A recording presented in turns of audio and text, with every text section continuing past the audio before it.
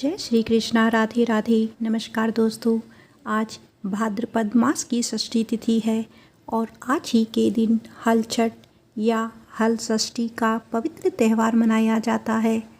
आज का पावन दिन भगवान श्री कृष्ण जी के बड़े भाई बलराम जी को समर्पित होता है। हल छठ का व्रत रखने और इसकी व्रत कथा को सुनने से मनुष्यों के सभी जाने और अनजाने में किए गए पाप नष्ट हो जाती हैं और सभी मनोकामनाएं पूरी होती हैं। संतान की लंबी आयु के लिए यह व्रत रखा जाता है और भगवान के आशीर्वाद से संतान के जीवन पर आई सभी संकट दूर हो जाती हैं। भगवान श्री कृष्ण के बड़े भाई बलराम जी का प्रिय अस्त्र हल है। किसान के लिए हल और बैल बहुत महत्वपूर्ण होते हैं, इसीलिए वे बलराम जयंती के दिन व्रत रखकर हल, बैल और हलधर बलराम की पूजा करती हैं। जो महिलाएं हल छठ अर्थात हल षष्ठी का व्रत रखती हैं, वे इस दिन हल से जुती हुई सामग्री अर्थात अनाज नहीं खा सकती और ना ही गाय का दूध अथवा घी खा सकती हैं। उस दिन उन्हें केवल वृक्ष पर लगे खाद्य पदार्थ खाने की अनुमति होती है। तो आज मैं आपको हल छठ की बड़ी ही दुर्लभ कथा सुनाने जा रही हूँ। इन कथाओं को बड़ी ही श्रद्धा और प्रसन्नचित्त मन से अवश्य सुनिएगा। आज की कथा में मैं आपको हल षष्ठी व्रत की 6 कथाएं सुनाऊंगी, क्योंकि हल षष्ठी के दिन 6 कथा सुनने का विधान है। कहा जाता है कि अगर हल षष्ठी के दिन 6 कथा ना सुनी जाए तो व्रत अधूरा माना जाता है। तो आइए सुनते हैं हल षष्ठी व्रत की पहली कथा। प्राचीन काल में एक ग्वालिन थी। उसका प्रसव काल अत्यंत निकट था। एक ओर वह प्रसव से व्याकुल थी तो दूसरी ओर उसका मन गौरस अर्थात दूध दही बेचने में लगा हुआ था। उसने सोचा कि यदि प्रसव हो गया तो दूध और दही यूं ही पड़ा रह जाएगा। यह सोचकर उसने दूध दही के घड़े सिर पर रखे और बेचने के लिए चल दी, किंतु कुछ दूर पहुंचने पर उसे असहनीय प्रसव पीड़ा हुई। वह एक झरबेरी की ओट में चली गई और वहां एक बच्चे को जन्म दिया। वह बच्चे को वहीं छोड़कर पास के गांव में दूध दही बेचने चली गई। संयोग से उस दिन हल षष्ठी थी। गाय भैंस के मिश्रित दूध को केवल भैंस का दूध बताकर उसने सीधे साधे गांव वालों में बेच दिया। उधर जिस झरबेरी के नीचे उसने बच्चे को छोड़ा था, उसके समीप ही खेत में एक किसान हल जोत रहा था। अचानक उसके बैल भड़क उठे और हल का फल शरीर में घुसने से वह बालक मर गया। इस घटना से किसान बहुत दुखी हुआ, फिर भी उसने हिम्मत और धैर्य से काम किया। उसने झरबेरी के कांटों से ही बच्चे को चिरे हुए पेट में टाँके लगा दिए और उसे वहीं छोड़कर चला गया। कुछ देर बाद जब ग्वालिन दूध बेचकर वहां पहुंची, बच्चे की ऐसी दशा देखकर उसे समझते देर नहीं लगी कि यह सब उसके पाप की सजा है। वह सोचने लगी कि यदि मैंने झूठ बोलकर गाय का दूध ना बेचा होता और गांव की स्त्रियों का धर्म भ्रष्ट ना किया होता तो मेरे बच्चे की यह दशा ना होती। अतः मुझे लौटकर सब बातें गांव वालों को बताकर प्रायश्चित करना चाहिए। ऐसा निश्चय कर वह उस गांव में पहुंची जहां उसने दूध दही बेचा था। वह गली गली घूम घूम कर अपनी करतूत और उसके फलस्वरूप मिले दंड का बखान करने लगी। तब स्त्रियों ने स्वधर्म रक्षार्थ और उस पर रहम खाकर उसे क्षमा कर दिया और आशीर्वाद दिया। बहुत सी स्त्रियों द्वारा आशीर्वाद लेकर जब वह पुनः झरबेरी के नीचे पहुंची तो यह देखकर आश्चर्यचकित रह गई कि वहाँ उसका पुत्र जीवित अवस्था में पड़ा है। तभी उसने स्वार्थ के लिए झूठ बोलने को ब्रह्म हत्या के समान समझा और कभी झूठ ना बोलने का प्रण कर लिया। प्रेम से बोलिए षष्ठी माता की जय। आइए अब सुनते हैं हल षष्ठी की दूसरी कथा। मथुरा के राजा कंस अपनी बहन देवकी को विवाह उपरांत विदा करने जा रहे थे। तभी आकाशवाणी हुई कि देवकी का 8वां गर्भ तेरी मृत्यु का कारण बनेगा। यह जानकर कंस ने अपनी बहन और बहनोई को कारागार में डाल दिया और वासुदेव देवकी जी की 6 पुत्रों की एक एक कर कंस ने मार डाला। जब 7वीं बच्ची के जन्म का समय नज़दीक आया तो देव ऋषि नारद जी वासुदेव देवकी जी से मिलने कारागार में पहुँचे और उनके दुख का कारण जानकर देवकी को हलषष्ठी देवी का व्रत करने की सलाह दी। देवकी ने नारद जी से हलषष्ठी व्रत की महिमा और कथा पूछी। नारद जी ने पुरातन कथा कहना आरंभ किया। नारद जी कहते हैं, उज्जैन नगरी में 2 सौतन रहती थी।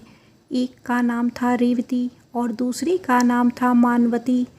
रेवती की कोई संतान नहीं थी, जबकि मानवी के 2 पुत्र थे। रेवती अपने सौत के बच्चों को देखकर हमेशा जलती रहती थी और उनके पुत्रों को मारने का जतन ढूंढती रहती थी।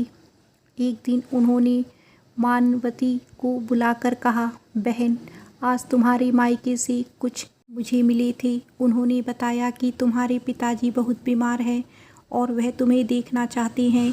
पिता की बीमारी की बात को सुनकर मानवती बहुत दुखी हुई। रेवती कहने लगी, बहन, तुम शीघ्र अपने पिता से मिलने चली जाओ। जब तक तुम वापस नहीं आओगी तब तक मैं तुम्हारे बच्चों का ध्यान रखूंगी। रेवती की बात को सच मानकर अपने पुत्रों को रेवती के हाथों सुरक्षित देकर मानवती अपने पिता से मिलने मायके चली गई। अब रेवती बच्चों को मारने का अच्छा मौका जानकर उन दोनों बच्चों को मारकर जंगल में फेंक आई। इधर जब मानवती मायके पहुंची तो पिता को स्वस्थ देखकर पिता से अपनी सौत की कही हुई बातों को कह कुशल क्षेम पूछती है।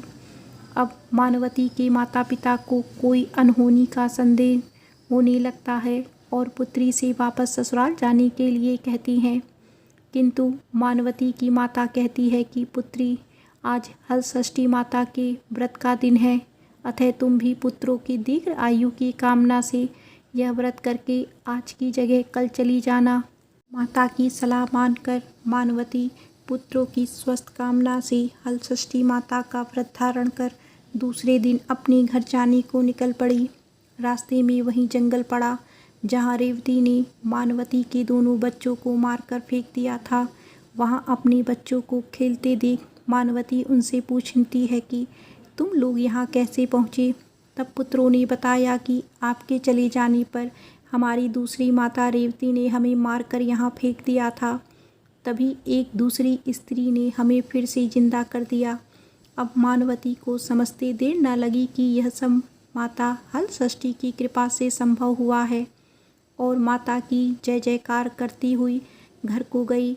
नगर में मानवती के पुत्रों को पुनः जीवित देख और माता हलषष्ठी की महिमा जानकर सभी स्त्रियां हलषष्ठी का व्रत करने लगी। इसके बाद नारद जी देवकी जी से कहते हैं, अब हलषष्ठी माता की तीसरी कथा सुनिए। चंद्रवत नाम का एक राजा था जिसका एक ही पुत्र था। राजा ने राहगीरों के लिए एक तालाब खुदवाया, किंतु उसमें जल नहीं रहा, अर्थात तालाब का सारा जल सूख गया। राहगीर जब रास्ते से गुजरते तो सूखे तालाब को देखकर राजा को गालियां देते थे। इस खबर को सुनकर राजा बहुत दुखी हुआ। मैंने तालाब खुदवाया, परंतु मेरा धन और कर्म दोनों ही व्यर्थ हो गए। उसी रोज रात में राजा को स्वप्न में वरुण देव ने दर्शन देकर कहा कि यदि तुम अपने पुत्र की बलि तालाब में दोगे तो तालाब में पुनः जल भर जाएगा। सुबह राजा ने स्वप्न की बात दरबार में सुनाई और कहा कि मेरा धन और धर्म भले ही व्यर्थ हो जाए, परंतु मैं अपने पुत्र की बलि नहीं दूंगा। यह बात एक दिन राजकुमार तक पहुंची तो वह सोचने लगा कि यदि मेरी बलि से तालाब में पानी आ जाए तो लोगों का भला होगा। यह सोचकर राजकुमार अपनी बलि देने के लिए तालाब में बैठ गया। अब तालाब पानी से लबालब भर गया और जल के जीव जंतुओं से तालाब परिपूर्ण हो गया। इकलौते पुत्र की मृत्यु हो जाने से राजा दुखी होकर वन में चला गया। राजा ने वन में देखा कि वहाँ 5 स्त्रियाँ व्रत कर रही थी, तो उन्हें देखकर राजा ने उन स्त्रियों से पूछा, आप सब कौन सा व्रत कर रही हैं और क्यों कर रही हैं। राजा के पूछने पर स्त्रियों ने हलषष्ठी व्रत की संपूर्ण विधि राजा को बताई। उसे सुनकर राजा वापस नगर को आ गए और अपनी रानी के साथ उस व्रत को किया। व्रत के प्रभाव से राजकुमार तालाब से जीवित बाहर निकल आया। राजा परिवार सहित हलषष्ठी माता की जय जयकार करते हुए सुखपूर्वक निवास करने लगा। आइए अब सुनते हैं मनोकामना पूरी करने वाली हलषष्ठी की चौथी कथा। एक बार राजा युधिष्ठिर ने भगवान श्री कृष्ण से बहुत ही दुखी भाव से कहा, हे देवकी नंदन, सुभद्रा अपने पुत्र अभिमन्यु की मृत्यु से बहुत दुखी है और अभिमन्यु की पत्नी उत्तरा के गर्भ की संतान भी ब्रह्मास्त्र के तेज से धीरे धीरे दग्ध हो रही है, क्योंकि दुष्ट अश्वत्थामा ने गर्भ को निस्तेज कर दिया है। द्रौपदी भी अपने 5 पुत्रों के मारे जाने से अत्यंत दुखी है। अतः आप इस महादुख से बाहर निकलने का कोई उपाय बताइए। तब भगवान श्री कृष्ण ने कहा, हे युधिष्ठिर, मैं तुम्हें हलषष्ठी व्रत की महिमा बताता हूँ, इसे ध्यान लगाकर सुनिएगा। यह व्रत भाद्रपद के कृष्ण पक्ष की षष्ठी पर भगवान शिव, देवी पार्वती, भगवान गणेश और स्वामी कार्तिकेय की विधि विधान से पूजन करने से पुत्र पौत्र की अल्प आयु और दुख से मुक्ति प्रदान करता है। भगवान श्री कृष्ण ने राजा युधिष्ठिर को इस व्रत की कथा सुनाई। श्री कृष्ण जी कहते हैं, पूर्व काल में सुभद्र नाम का राजा था, जिसकी रानी का नाम सुवर्णा था। राजा रानी को एक हस्ती नामक पुत्र था। एक बार राजकुमार हस्तिधारी माँ के साथ गंगा स्नान करने गया। बाल स्वभाववश हस्ती जल में खेलने लगा। तभी एक मगरमच्छ ने उसे अंदर खींच लिया। इसकी सूचना धाई माँ ने जाकर रानी सुवर्णा को सुनाई। इस पर रानी ने क्रोध भी आकर धाई माँ के पुत्र को धधकती हुई आग में डाल दिया। पुत्र शोक से व्याकुल धाई माँ निर्जन वन में चली गई और वन में एक सुनसान मंदिर के पास रहने लगी। वन में सूखा महुआ आदि जो भी मिलता, धाई माँ उसे खाती और मंदिर में विराजमान भगवान शिव, देवी पार्वती, भगवान गणेश और स्वामी कार्तिकेय का पूजन कर दिन बिताने लगी। इधर नगर में एक अद्भुत घटना घटी। धाई माँ का पुत्र आग की भट्टी से जीवित निकल आया और खेलने लगा। यह खबर पूरे नगर में फैलते हुए राजा और रानी के पास तक पहुँची, तो उन्होंने इस घटना के विषय में पुरोहितों से पूछा। तभी सौभाग्य से वहाँ दुर्वासा ऋषि पहुँचे। राजा रानी ने ऋषि को पूजन कर धाई माँ के पुत्र के जीवित होने का कारण पूछा, तो दुर्वासा ऋषि ने कहा, हे राजन, आपके डर से धाई माँ जंगल में एकांत में व्रत करती थी। यह सब इस व्रत का प्रभाव है। अब राजा रानी सभी नगरवासियों के साथ दुर्वासा जी की अगुवाई में उस जंगल में धाई माँ के पास पहुँचे और व्रत के विषय में अधिक जानकारी ली। तब धाई माँ ने कहा, महाराज, मैं पुत्र शोक से दुखी होकर यहाँ रहने लगी और यहाँ व्रत ग्रहण कर भगवान शिव, पार्वती, गणेश जी और स्वामी कार्तिकेय का पूजन कर सूखा महुआ आदि खाकर जीवित रहती थी।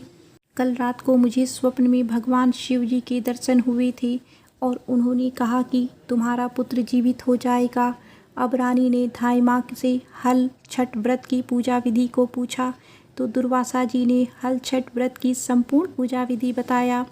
राजा रानी ने हल छठ व्रत की संपूर्ण महिमा जानकर व्रत किया। व्रत के प्रभाव से राजपुत्र हस्ती मगरमच्छ के चंगुल से छूटकर खेलते हुए नगर में वापस आ गया। अपने पुत्र को पाकर राजा रानी बहुत प्रसन्न हुई और धाई माँ भी अपने पुत्र के साथ पुनः खुशी से निवास करने लगी। वहीं बालक हस्ती आगे चलकर परम प्रतापी हुआ और अपने नाम से हस्तिनापुर को बसाया।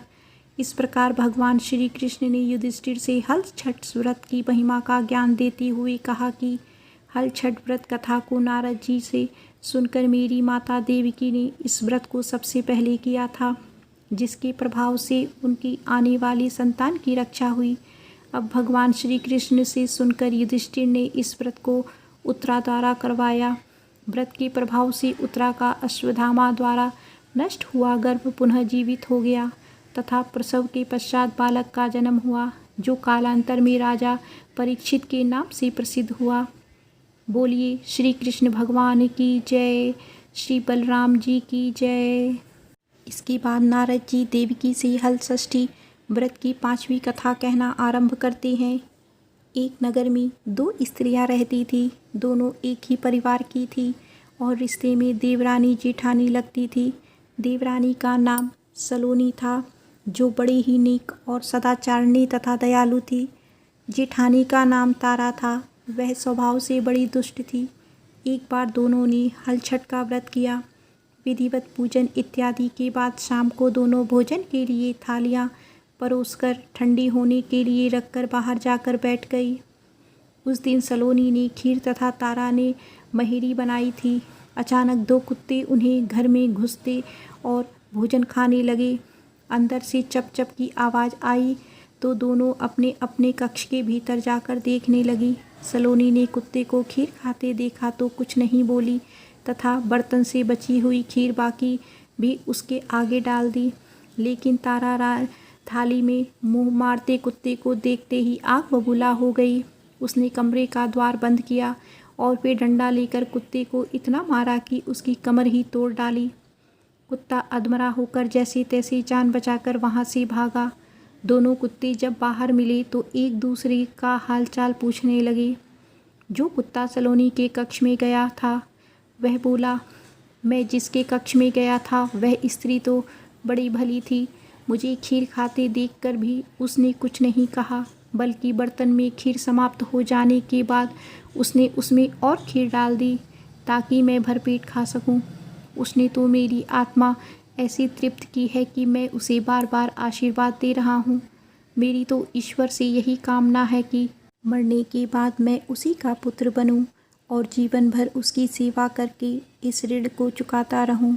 जिस प्रकार उसने मेरी आत्मा को तृप्त किया है, उसी प्रकार मैं उसकी आत्मा को तृप्त और प्रसन्न करता रहूं। अब तुम बताओ, तुम्हारे साथ क्या बीती? लगता है तुम्हारी तो वहाँ खूब पिटाई हुई है। दूसरा कुत्ता बड़े ही दुखी स्वर में बोला, तुम्हारा अनुमान ठीक ही है भाई।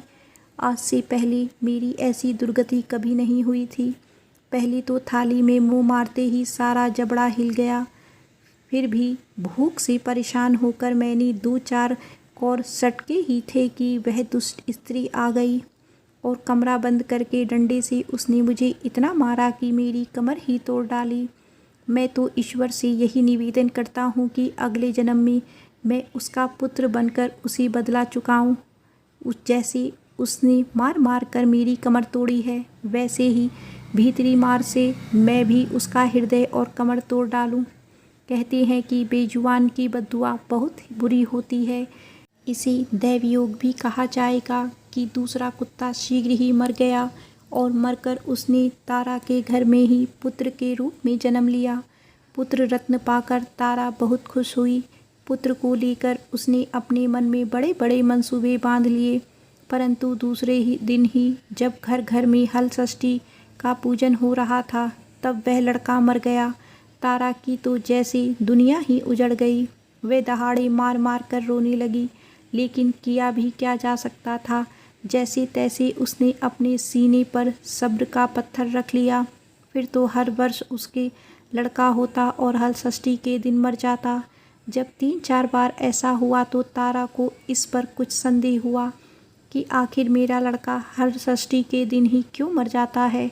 फिर एक रात सपने में उसे वही कुत्ता दिखाई दिया। उसने कहा, मैं ही बार बार तेरा पुत्र होकर मृत्यु को प्राप्त हो रहा हूँ।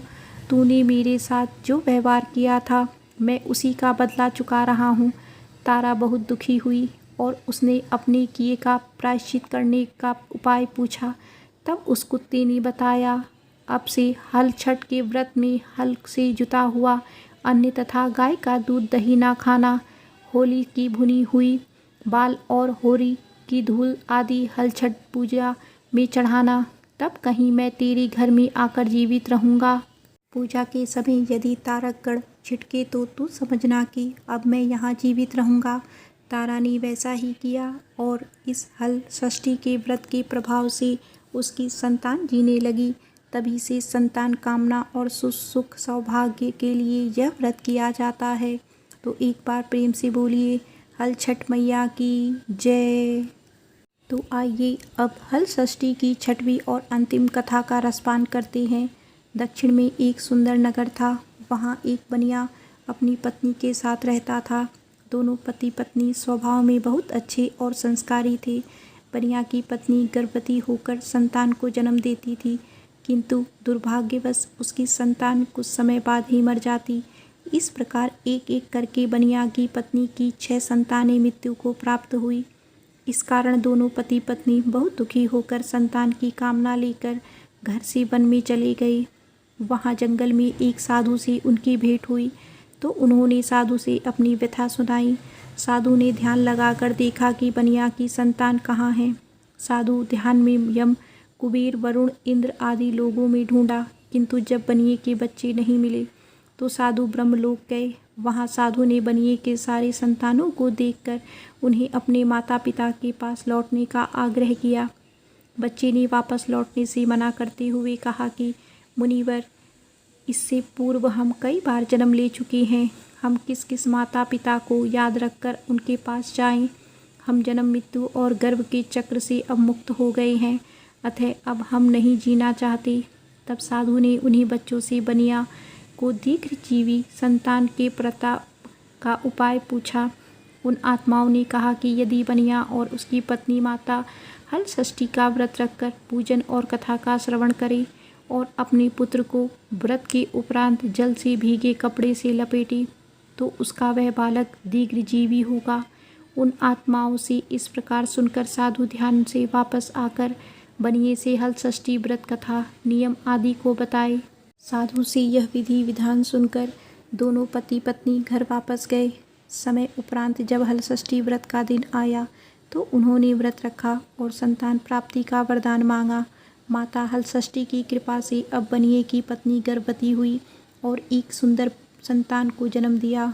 अगले व्रत पर उन्होंने साधु को बताए अनुसार अपने पुत्र को जल से भीगे कपड़े से लपेटा और माता हल षष्ठी की कृपा से अब उनकी संतान दीर्घ आयु को प्राप्त हुई। बनिया का परिवार प्रसन्नतापूर्वक जीवन यापन करने लगा। तो एक बार प्रेम से बोलिए हल षष्ठी माता की जय।